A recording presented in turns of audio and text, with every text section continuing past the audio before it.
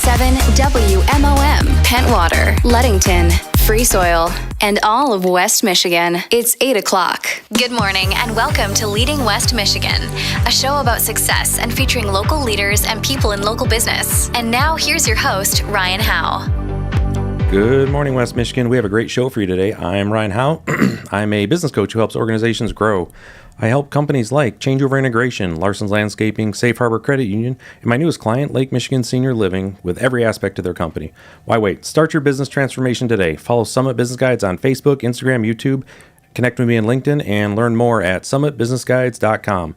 So this show is all about learning about our guest leadership journey, and joining us today is Dr. Kyle Corlett, the Ludington Area School District Superintendent. Good morning, Kyle. Hey, Ryan. Thanks for having me. No, it's good to be on here with you. Did you guys get snow in town today? Yeah, a little bit. Yeah, we mostly melted. Yeah, I woke up, had to let the dogs out this morning, and I saw snow, and I got sad. So, yeah, no, we'll get to, but hopefully these clouds will break. We'll get a little bit of sun here later. That's the hope here. So with this, I appreciate you coming on here again, Superintendent. Now, what is for those who may not know so Ludington Area School District? What does that encompass as far as for like the schools that would be underneath you? Yeah, Pure Marquette Township, Hamlin. So our elementary school is in Pure Marquette, and our middle and high school are both in Ludington City. Okay, all right. And again, it's good to have you on here. You were one of the folks I wanted to get in here. Want to give you some time getting the seat, obviously, before we brought you in here too quick. So with that, where are you from originally? From Kankakee, Illinois. Have you ever been to Kankakee? I haven't. I think I've heard it a few times. Where's that at? You're not missing anything. Oh. It's about an hour south of Chicago. Okay. And the school I went to was similar in size to Scottville. Okay. So just what was your mascot? Smaller. The Comets. The Comets. Kankakee Comets. Got it. Well, it was Clifton.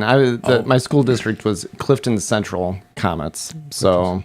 Okay, so Clifton. Okay, CSC. Okay, yeah, I got it. All right. So, with that, did you like school? You know, I was a good student until high school, and struggled with negative peer pressure and substance abuse. So that's one reason why I went to a Christian university, Cornerstone University, in Grand Rapids, and just kind of hit the reset button and start my life over. And that's where I met my amazing wife, Jill. So, I started off good and just kind of struggled a little bit, and really turned things around once I went to college. Yeah. So with that, it's, so did you do any sports in school? Yeah. I attempted to play basketball, played 1 year of football, because all my friends told me I was a wuss. So did it 1 year, and did track most years too. What'd you do in track? The mile and the 800. So okay. So you get plenty of time to hang around on the inside and just basically waiting for your races to come up then. Yeah, long distance runs, but later in high school I focused more on working. And my first job was Blockbuster, which shows how old I am because they don't really exist anymore. I think there's only one left. So, it's Blockbuster. Actually, we had family video here for sure, but yeah, it's Blockbuster. That's definitely shows. I think there's one left. Yeah, it's over, and I saw something on either YouTube or one of those TV shows. So, now with that, in high school, even though you said you may have struggled a little bit there, were there classes that you liked?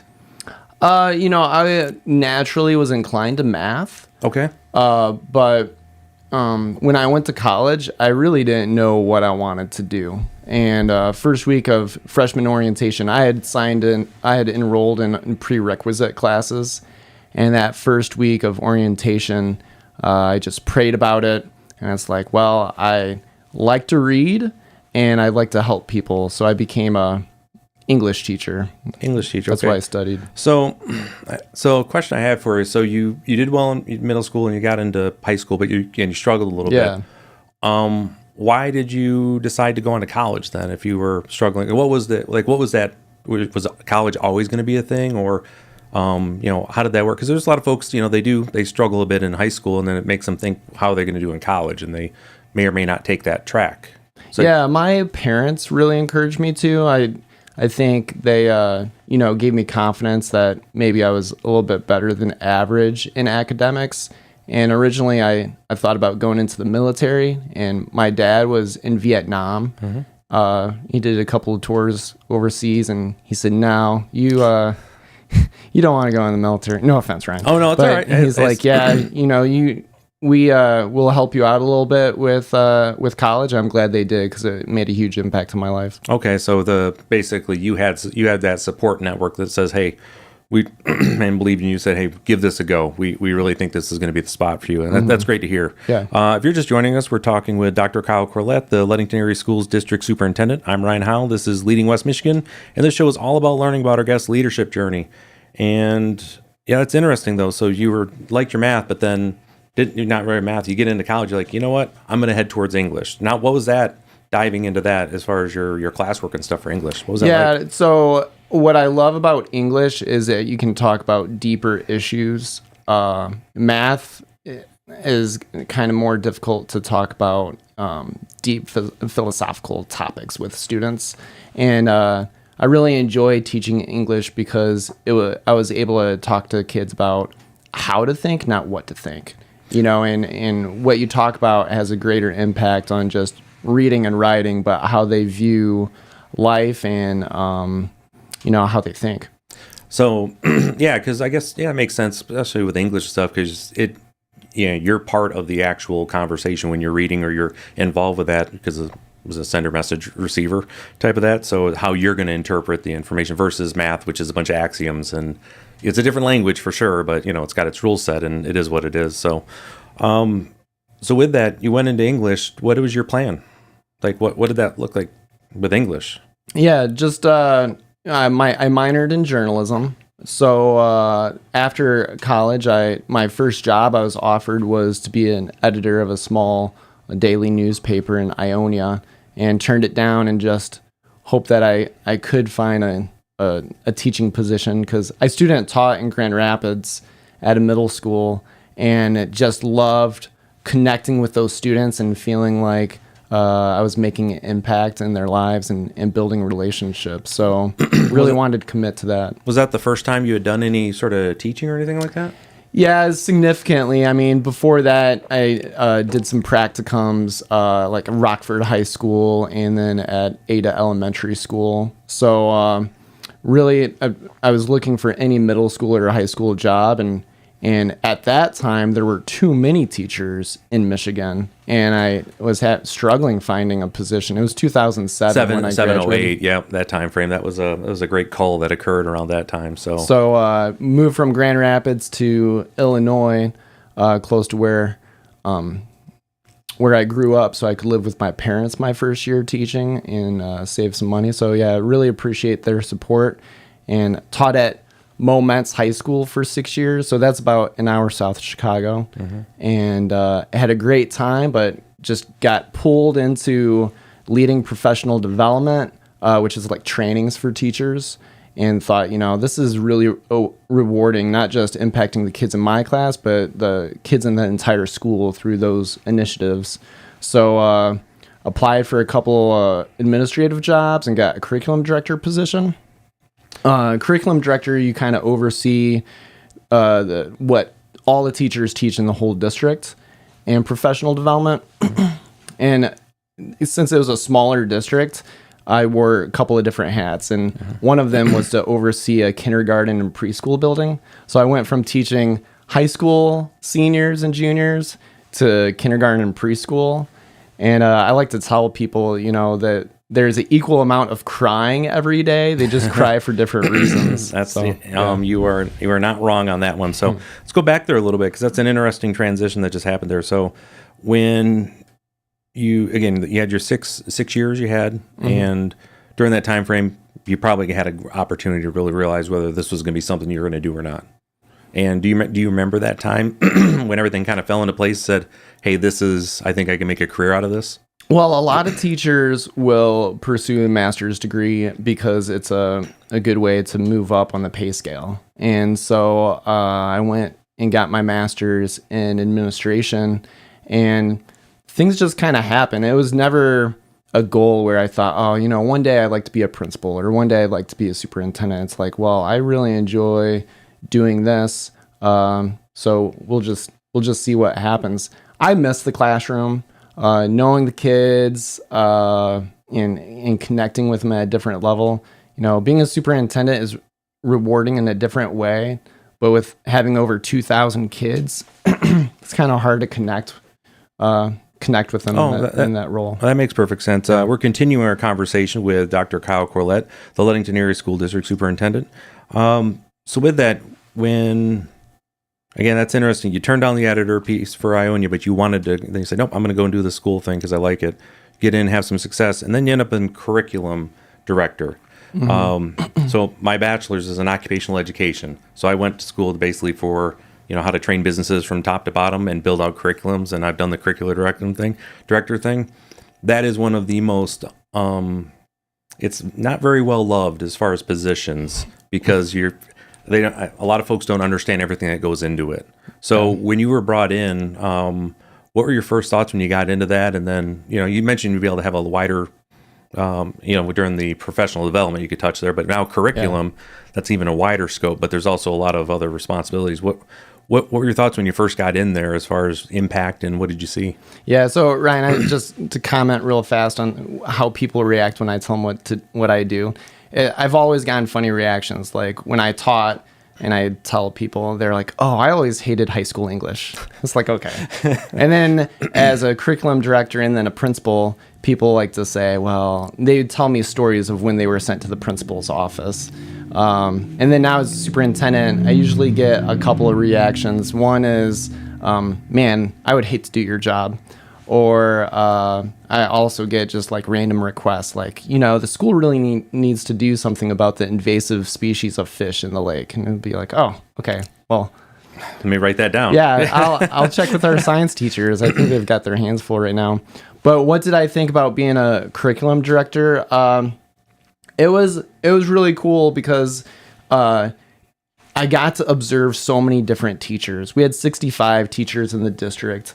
And being able, it's an art form to an extent, teaching, and everyone does it in a different way. And I think you don't really, a lot of teachers, it's hard to get outside your classroom to see what other people do. So to be able to observe so many great professionals, it really expanded how I looked at things and helped me grow as a professional.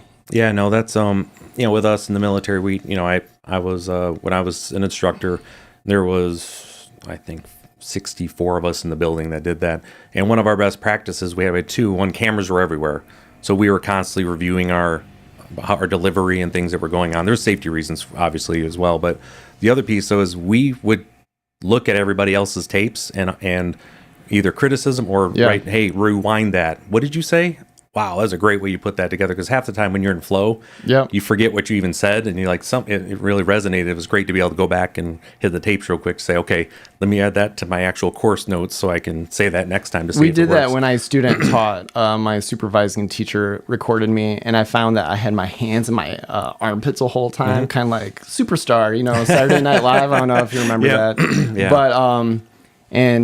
But one thing about struggling in high school was it gave me a different perspective on connecting with students and how to support students. And it helped me realize the importance of education, because it helped me in kind of changing my values too, and going to a Christian school really helped me turn my life around. So I don't think college isn't for everyone. I was telling you before the show, one of my brothers never went to college, and he's quite successful.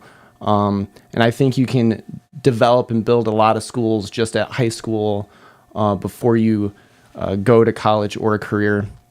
So I think that's really my focus, is trying to help teachers be as successful as possible and preparing kids for whatever they might face after high school.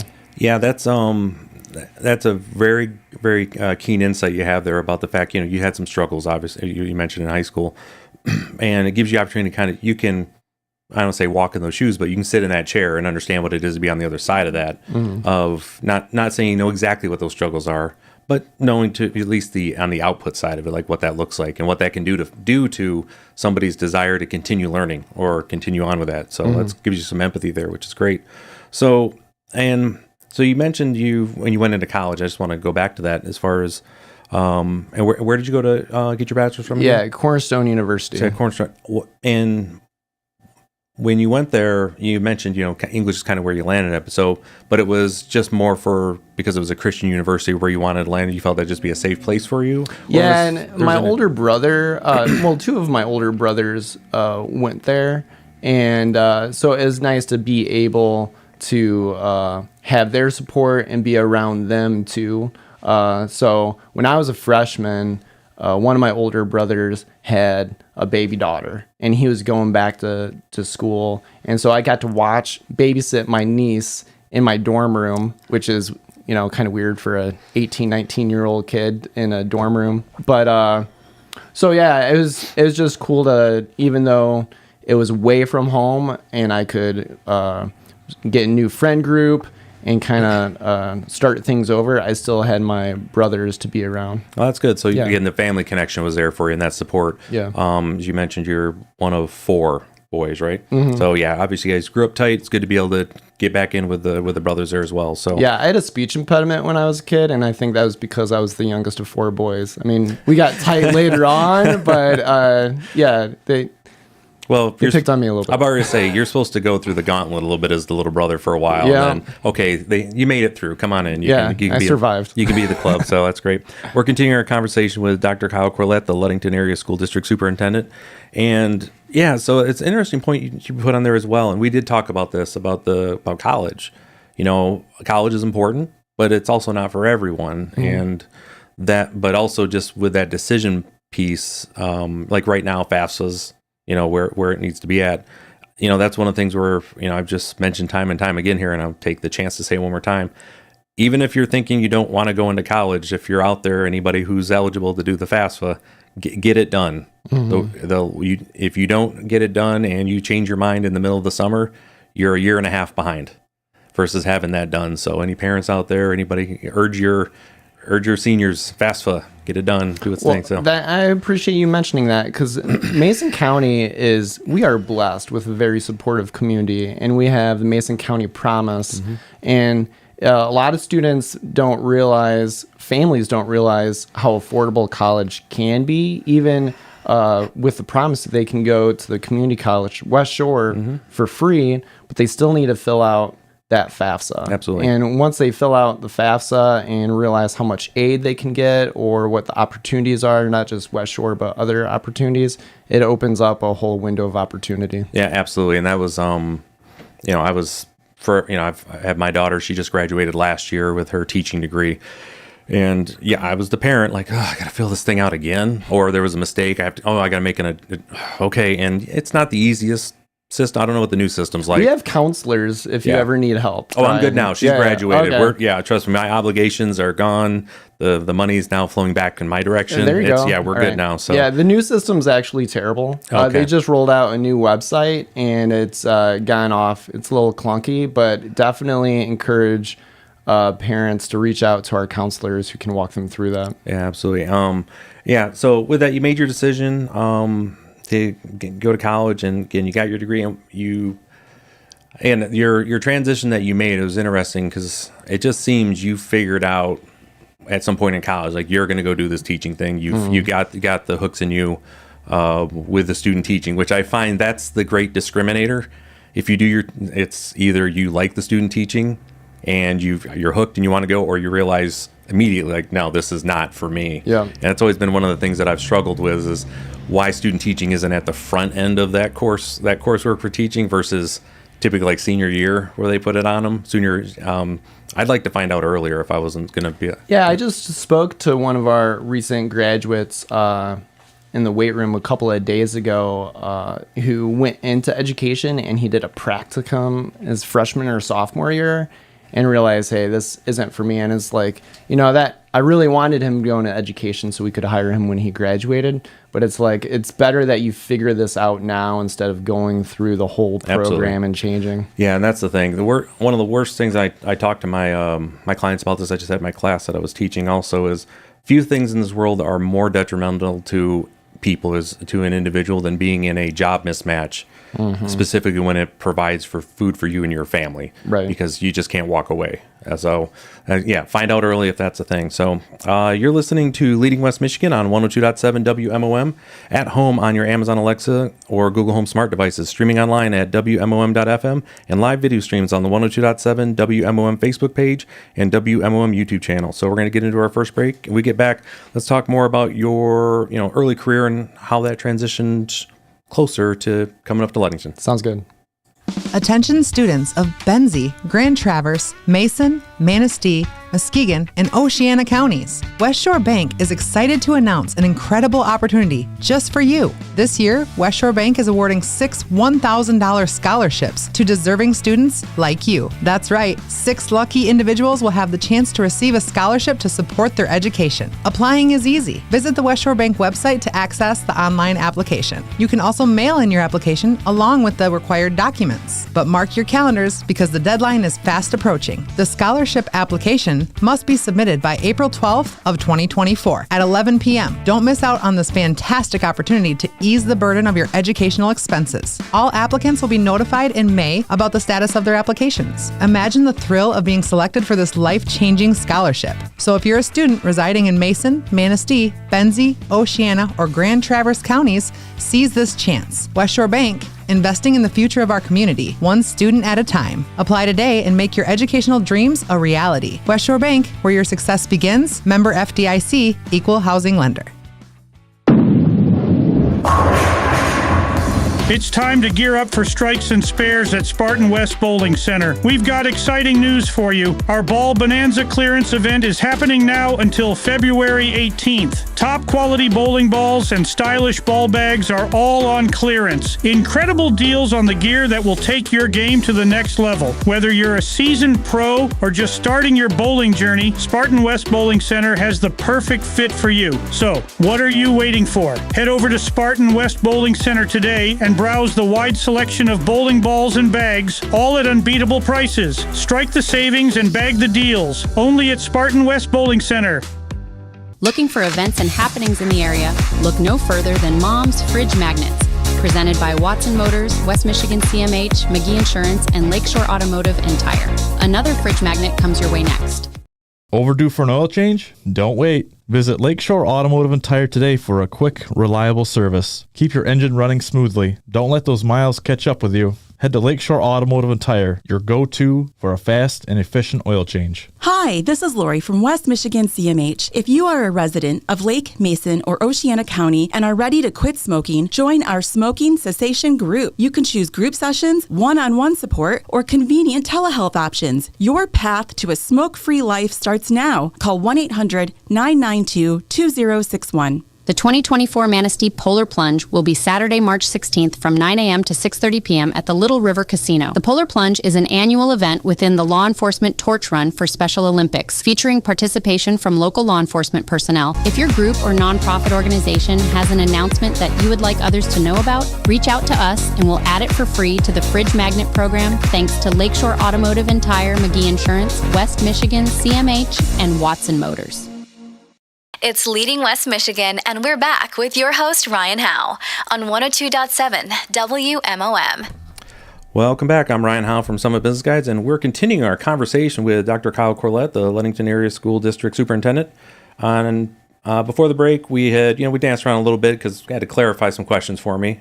Thank you for that, by the way. And we left off with your career basically at the curriculum director level. So what was next after that? Yeah, so after 2 years of being a curriculum director, my wife and I really wanted to move to Michigan. Why was that? Yeah, so she's from Rockford, and my two brothers who went to Cornerstone, we all met Dutch girls from West Michigan, basically. Okay. And so they stayed in Michigan. Her family was in Michigan, and my parents had just moved to Spring Lake. So we started looking for administrative positions in Michigan, and I landed at Three Rivers, which is just south of Kalamazoo. And it really worked out because I was able to start the doctoral program at Western Michigan University, which, as you know, is the Harvard of the Midwest. It is. Right? It is. That's actually, I'm pretty sure that's on the sign that when you're going in there too. Yep. So, so I was hired as an elementary principal in Three Rivers, and I was there for 2 years. What was that like being a principal with them at the elementary level? Yeah, Three Rivers was really challenging. It had great staff, amazing students. There were a high percentage of families and students with high needs, and there was little support to supporting students. So that's one thing I keep in mind here in Ludington is just being mindful of making sure that our admin, and we have amazing community supports here. Becky Erickson's our community resource coordinator, and she connects families with local resources. And then you've spoken with Mark Boone. So Mark, I think everybody's spoken with Mark Boone at least one time. So so we have a lot of support for families here, and my experience in Three Rivers helped me grow a lot. But after 2 years, I was ready for the next step. I thought I had the principal thing down and was ready for the next step. So when you showed up there though, what was that like when as far as welcoming, you're in the principal seat, you're here and you got your team working for it. What was like the first few days or weeks like coming into that new environment basically? Yeah, so there were several nights where I'd stay in the office till midnight and it'd just be me and custodians in the building just trying to catch up on things. And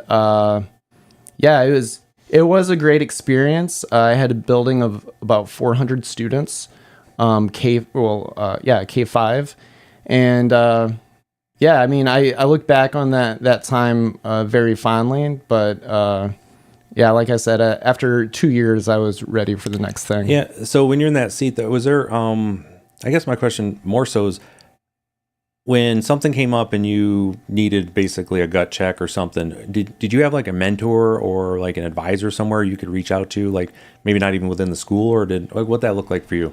Yeah, I was the youngest administrator in the district, and there was 5 other principals in the district, so I often communicated with them, but I always like helping other people. So once I got some experience, after my first year, then when there were new principals my second year, I often checked on them because I knew what it was like to be the new guy and not know what was going on. Okay. So. Teachers are going to teach. That's one thing I've just kind of come up to. They're going to find, once they get their hands wrapped around a subject, now it's just they're there to help other people on there. So that's great. So what did it look like after the principalship then? Yeah, so I think the second superintendent job I applied for, I was blessed to get Delton Kellogg, which is just north of Kalamazoo. I was there for 4.5 years. Went through a lot. We passed a bond. What was the bond for? A lot of things. My office was in a building that was built in the early 1900s. And it was in rough shape. I mean, there were bats. I mean, one night we had a board meeting and there was a bat that flew at me in the hallway. And I thought bats were attracted to hair, but it was coming right at me. For those that are watching this on Facebook, you understand that joke. For those on the radio, use your imagination. Yeah. Okay. So we got a new football field. We had remodeling, and that building we demolished and rebuilt to still have that historical feel to it and that presence on Main Street. Going through COVID was a very challenging time. We accomplished a lot as far as curriculum development. Our test scores went up. So it was a great experience at Delton. How many did you get the bond through the first time? Just curious. Yes, we did. It was a great community, and really we had a lot of volunteers who helped get that passed. The football field, I'm sure football field was something that was somewhat controversial, but I think that's what really helped us sell it, because the football community got out there and really got the voters to come out. Basically saying, hey, this is a safety issue or something for yeah, because man, in Michigan in December and January, the field, I mean, it's like cement. Oh, you yeah. know? It's hard to have good, safe conditions on natural fields. No, that makes sense. It makes sense a lot. So with that, same thing. So you move up into the superintendent world. Was it the same experience you had within this district where the rest of the superintendents were like, hey, we got you just if you need anything? Yeah, Berry County is a small district or county. There's only one other school district, Hastings, that was in the county. So I didn't really, I think the previous superintendent who was at Dalton was really my mentor. Helped me connect with influential community members. The ISD superintendent, Rich Franklin, for Barry was amazing. I could still consider him a great friend. He was very helpful in being supportive during that time. Yeah. So, yeah, I just want to go back to your, that's great. And again, that's one thing I've mentioned to my clients and just people that I've been the ability to offer advice for many, many years now. Find people in your peer group. Find someone to talk to. Very rarely does your peer group ever going to steer you the wrong way.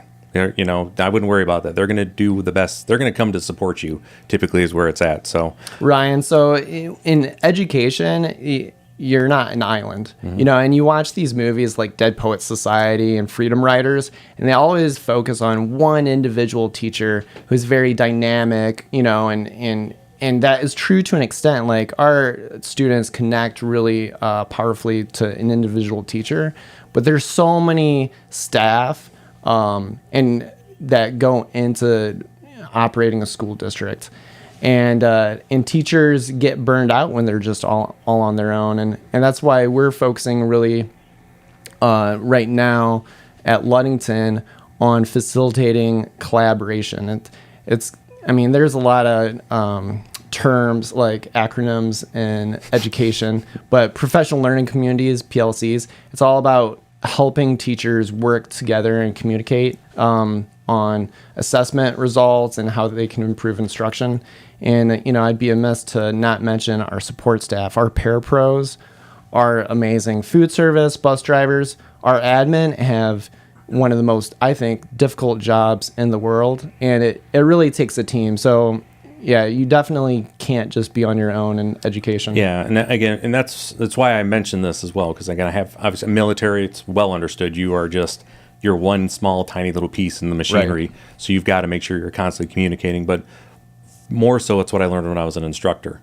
Was if I was having difficulty, there's sometimes you just can't strike that tone you need to, or make that connection, that you go and ask everybody, what am I doing wrong on this? What don't I understand? Right. And they'd either go to the tapes, or I'd invite them into the classroom to watch me. Like, hey, just come and say you're evaluating me.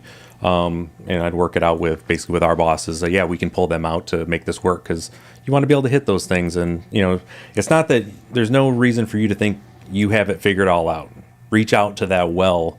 Especially with educators, because there's thousands of years experience just in the county that is available if you just ask. So, well, I think that says a lot that you did that, because it takes a lot of strength to show your vulnerability and to rely on your colleagues to help you out and to admit that you need help. So I think that's a good point. Yeah. Oh no, I appreciate that. End of the day, we're just trying to get what the end result needs to be. Right, yeah. I really don't care who gets credit. Everybody else gets credit for success, as far as I'm concerned. So you're listening to Leading West Michigan on 102.7 WMOM, at home on your Amazon Alexa or Google Home smart devices, streaming online at WMOM.FM, and live video streams on the 102.7 WMOM Facebook page and WMOM YouTube channel. So let's get into the next break, and we get back. Let's see what your transition you moved further north looked like. Do you enjoy refunds on ATM withdrawal fees, building savings automatically, no monthly maintenance fees, and free digital banking? Well, Safe Harbor Credit Union offers a free checking account that pays 5% APY on balances up to $15,000. You can open your account within minutes. Innovative checking built on traditional values. Free Kasasa Cash rewards you for supporting your community. Some key features include high dividends, refunds on ATM withdrawal fees, no monthly maintenance fees, and no minimum balance requirements. To learn more, check out our website at safeharborcu.org or come visit us at our office at 5511 US 10. Member, owner, neighbor. Here, you're one and the same. Safe Harbor Credit Union.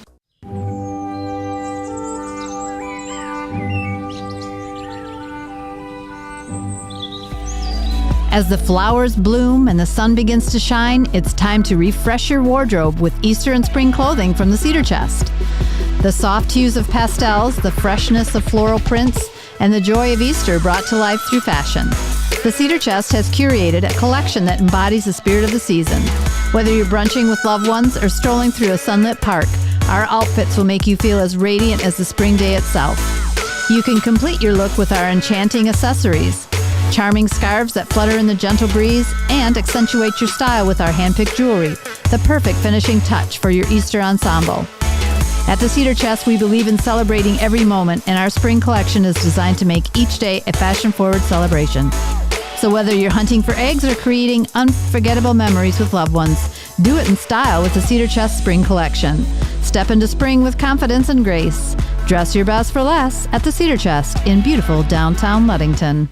Hey there, drivers. Did you know Lakeshore Automotive and Tire can do more than just keep your engine running? We're here to make sure your entire driving experience is top-notch. Lakeshore Automotive and Tire has the expertise and state-of-the-art equipment to make it happen. Our team boasts not one, not two, but 4 master mechanics ready to ensure your ride is in tip-top shape. That's right. Stop by today and experience the difference. Visit us on South James Street or call 231-425-3526. That's 231-425-3526. Drive confidently with Lakeshore Automotive Tire because you deserve the best on the road. It's Leading West Michigan, and we're back with your host, Ryan Howe, on 102.7 WMOM.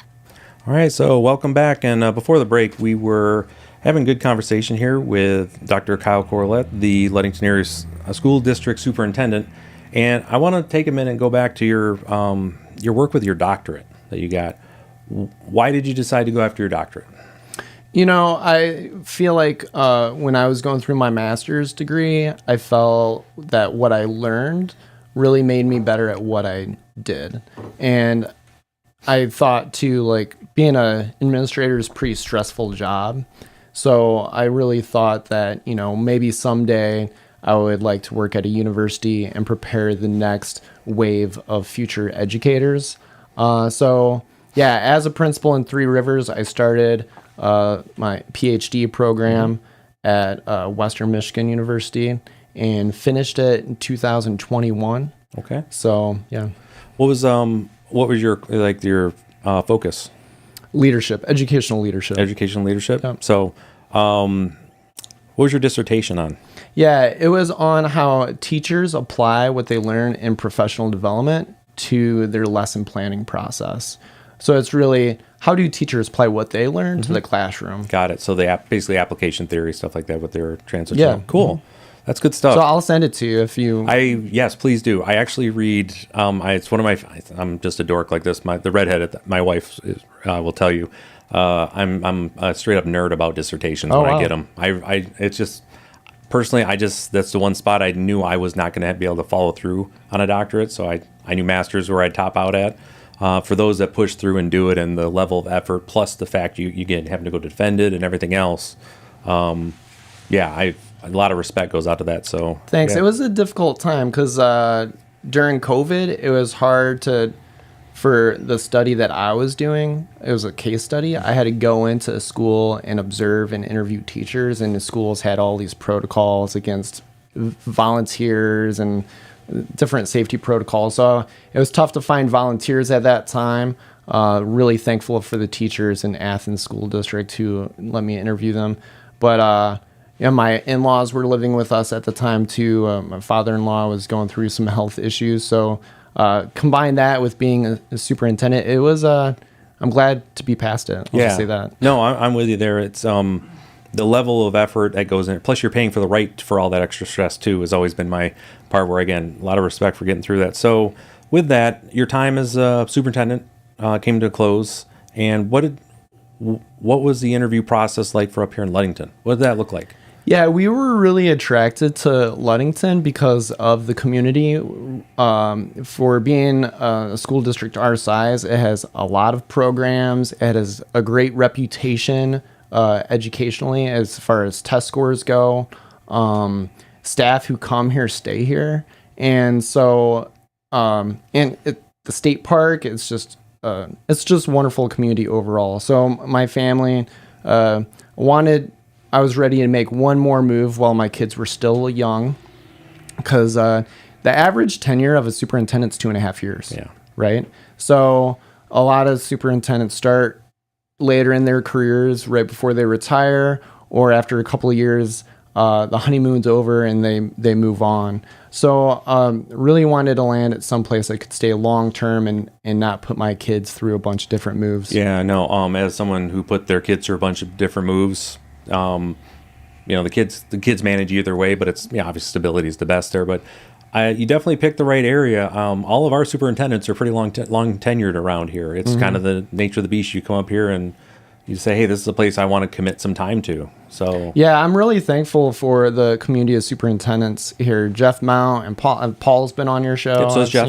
Jeff has had too. Jeff on there as well. I skipped that one. But no. So Jason Jeffrey at the ESD. All the superintendents have really been great to work with. So the interview process here. So the school boards always hire a consultant to come in, and the consultant was Dave Killups, who has family in the area, and I thought he did a great job getting me ready for interviews. When you interview as a superintendent, it's all public, right? So I think there was probably like 30 people at the interview, and I don't know what the board saw in me. I'm super thankful for this school board. They don't have an agenda besides doing what's best for kids. There's lots of scary stories out there about crazy school boards, and just thankful for our board. They're very professional and supportive and understanding. So I mean, how many interviews? Me. Was it one interview? Was that it, or? Well, they brought me back for a second interview. Okay. Too. It's been a little over 2 years now. Okay, so a little 2 years ago, you landed here, and so what was, again, as you've been working your way further north, getting up here in the to the right area to land here. Yeah. What was it like starting here? Like your first, first 3 months. What was that like landing here? Well, the first week, before I officially started, I would come up. So it was like 2.5 hour drive from Kalamazoo area to meet people and help with moving into the new elementary. And then my first week on the job was the opening of the elementary. So first day was disaster with traffic on Bryant. I don't know if you heard about that, but our staff, teachers and the rest of the staff worked so hard to move into that building. Moving in the middle of the year is not easy. Our staff at the high school and middle school right now are doing an amazing job living through a remodel. I've heard that remodeling is like the number one cause of divorce because it's like so hard on people's and on people and their relationships. So we had that one day at the elementary with terrible traffic, and then we had like 4 snow days in a row. So it was a very odd first week on the job. Yeah. So when you this is one just for more leaders and how they operate. So what was that first conversation like with the staff, like with the faculty, as far as you coming in, you mentioned it, you're a bit younger for, coming in these spots. What was that like for you to be able to come in and just have that conversation? Yeah. I mean, the staff were amazing. When I was first meeting with staff, it was on those days I'd come up to help move into the elementary. So just getting my hands dirty, and it was a very nice informal way to start meeting people. I think, when I meet with staff, there's always things that we can improve on, and staff will bring that to my attention. And there was some frustration with things that were promised in the bond, or people thought that they had the impression that more work was going to be done, like getting another basketball court, So I think it was difficult starting in the middle of a $100 million bond, and half of it is done, and then trying to communicate, what the intent was of the bond and what the community had approved and what was in the scope of the work. And then inflation hit, and we had to revisit all the the scope of the work at the middle school and high school because the cost of steel and everything just skyrocketed. Yep. That was, I was doing some build outs back in Maine where I previously was at before I moved back here. And those changes over there when they hit, it was definitely not fun to go back and have to readdress all those things. Specifically, in this case, with your bond, you had to go back and say you probably had to strip some things out. Yeah, and or just we wanted to make sure we hit everything that was promised that was included in the campaign. So major things that we changed were not building a new space for choir or a band and just remodeling the current space they had. They also had plans to move the central office to the high school. And, the priority for me is always doing what will impact the classroom and students the most. So I don't know if you've ever been in the central business office. I went saw Melanie there about a month ago. Yep.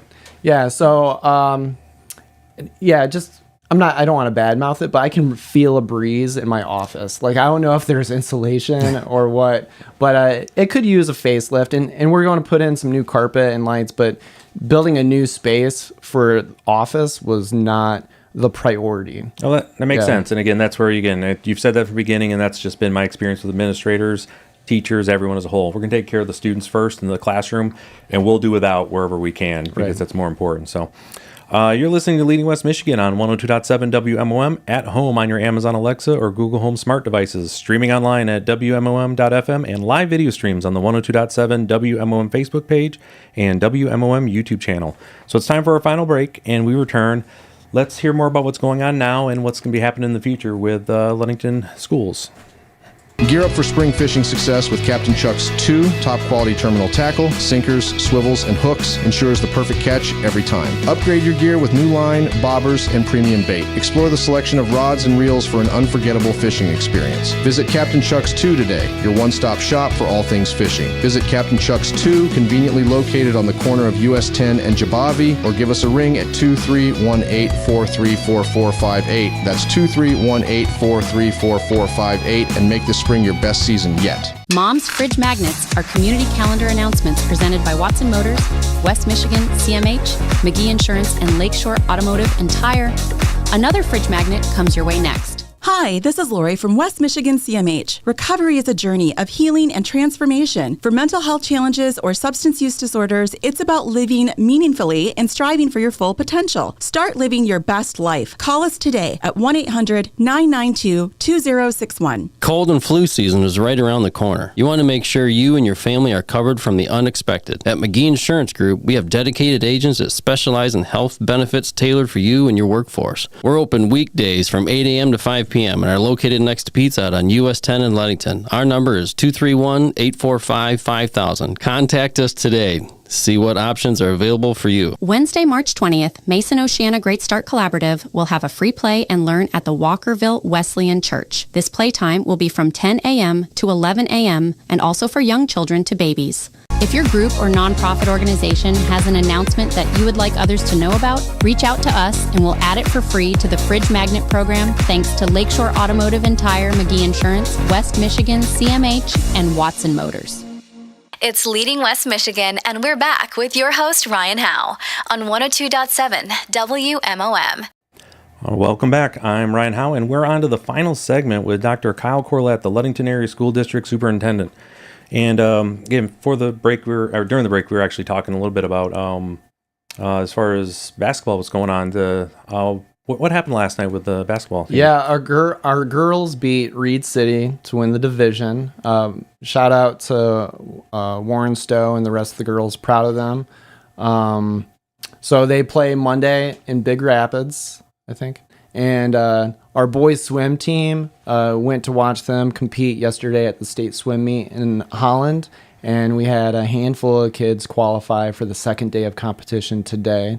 So our boys basketball team had a great run, lost to the school from the UP who had the strangest mascot I've ever heard of. Did you see that? No, I didn't. Flivers or something? Flivers. Yeah. Can you look that up, Ashley? What a flivver is? I think it's like an old car. Yeah, but anyways, they were a solid team, and we lost a close one. But boys had a great season. Coach Shank, just proud of him and thankful for a cheap car or aircraft, especially one in bad condition. Yeah. Okay. All right. That's that. If that's what you want to have as your mascot, so be it. So, yeah. But with that, what do you have going? So, what's coming up in the next, let's say, for the remainder of the year here at Ludington Schools? What are the students and the residents here have to look forward to? Yeah. So this has been the toughest year of all with construction, with the remodeling going on. We've got a new middle school office being finished, a lot of rooms being remodeled at the middle and the high school. So this summer, we're going to finish a lot of the remodeling. There'll just be a few, high school rooms like the weight room and the foods room next school year, just at the beginning of the year, that's going to get remodeled. So all of construction is going to get done next January.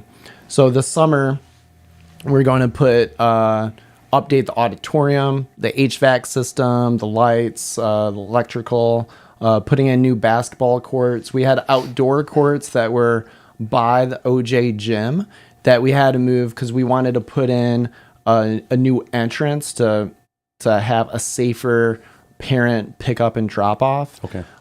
We got more parking lots to put in at the high school. Right, it's been a little rough, and our neighbors around the high school, middle school have been really understanding.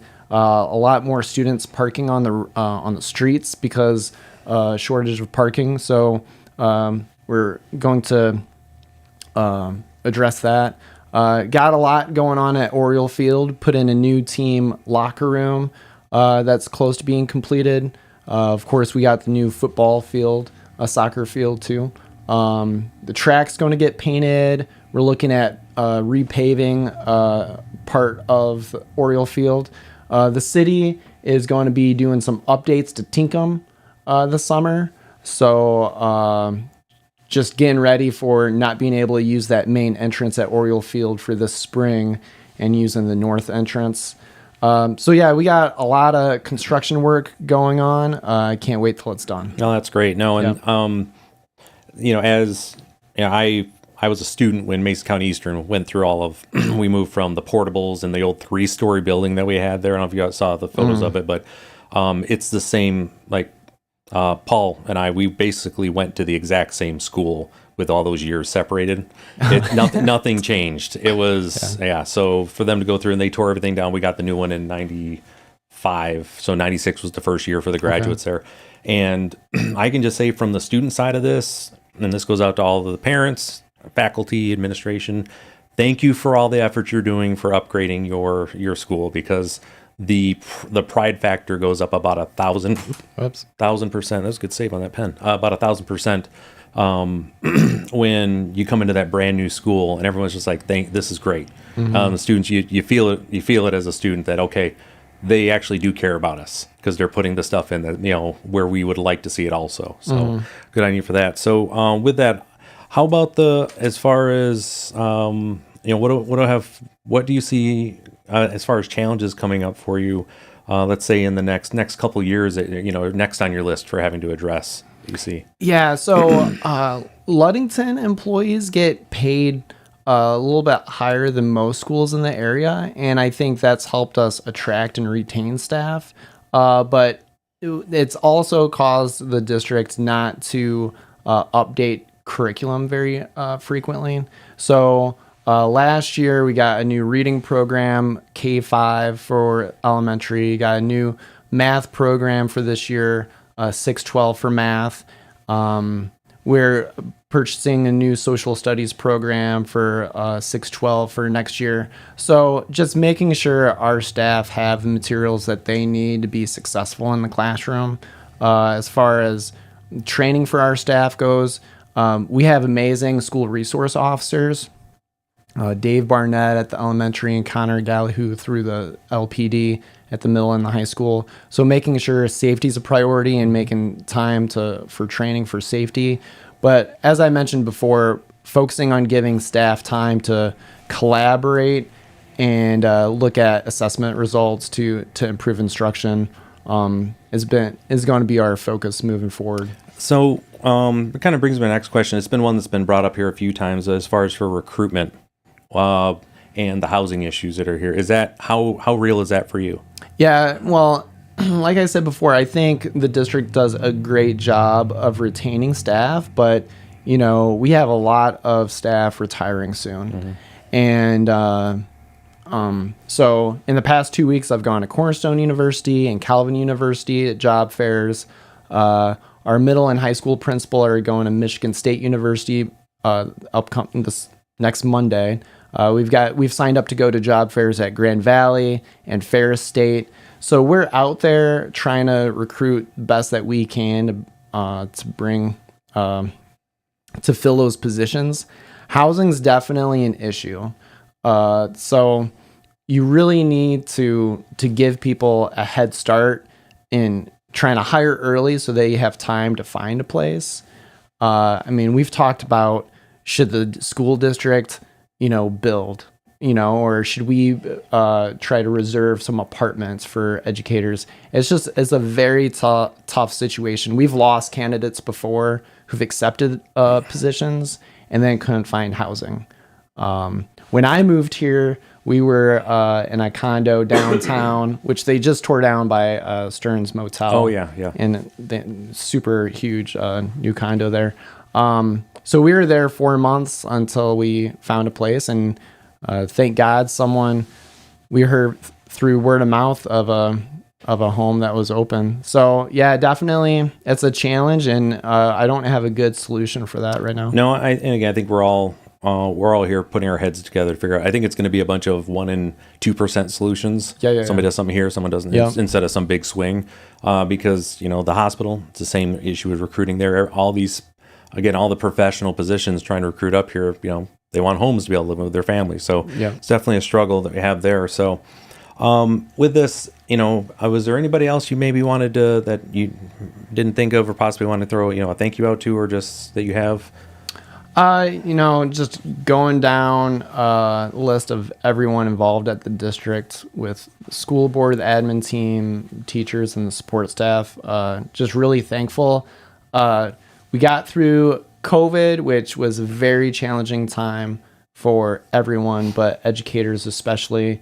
And the health department just changed guidance that we no longer have to self-isolate if you test positive. So. Yeah, treating it like flu again. I think that was what came out last week or somebody said it's now being seen the same way at level flu, which is a great thing. I'm glad we finally got to the point where we can have that be out there officially. So moving in the right direction, and then once we get through construction, hopefully we can focus more on curriculum and instruction. Yeah, absolutely. And again, for those, in just this last bit here, I have a lot of educators in the family, and I know a lot of teachers. Obviously, I'm on the school board there, so I hear about it. But the efforts that the faculty has had to do, as far as for the younger folks and a lot of the middle school, COVID put a lot of the young folks in a bad spot, and it's going to take a while to get them caught back up to where they need to be. And it's folks like you and your team that are doing it. So I appreciate, and we all appreciate what you're doing to help our students, get better. So, well, I just want to shout out to all the local businesses. Safe Harbor Credit Union and the newspaper sponsored the spelling bee we just had last week. Floracraft and House of Flavors, they've been amazing sponsors. They help us out all the time. Culver's, we've had several fundraisers there. So I could go on, and I'm sure I'd miss somebody. Oh, Smith and Eddy Insurance, they sponsor a ton of stuff too. So we're just really fortunate to have so many supportive organizations in our area. Oh, that's great. Again, that's about all the time we have for today. Again, Kyle, thanks for joining us today. This has been fantastic. I really appreciate you coming in. And we're grateful for having you here leading the team that you are. So thank you so much. Now, for those of you who aren't following Summit Business Guides on Facebook, Instagram, and YouTube, you are missing out on a lot of information I share with my clients. I'm easy to find. Just search for Summit Business Guides and click that subscribe button. You'll be glad you did. Also, be sure to connect with me personally on LinkedIn. And if you'd like to connect for a deeper conversation about how I might be able to help you, send me a note at ryan@summitbusinessguides.com. Now, I'm always looking for new leaders to have on this program and give them an opportunity to share their stories. If you know a leader making an impact, go to summitbusinessguides.com/leadingwestmichigan and submit their name for consideration. Next week, Scott Beal, the Sand Dunes Area Chamber of Commerce Executive Director, joins me to discuss his journey to becoming a West Michigan leader. You've been listening to Leading West Michigan with Ryan Howe, a weekly program where you hear success stories of local officials and business leaders.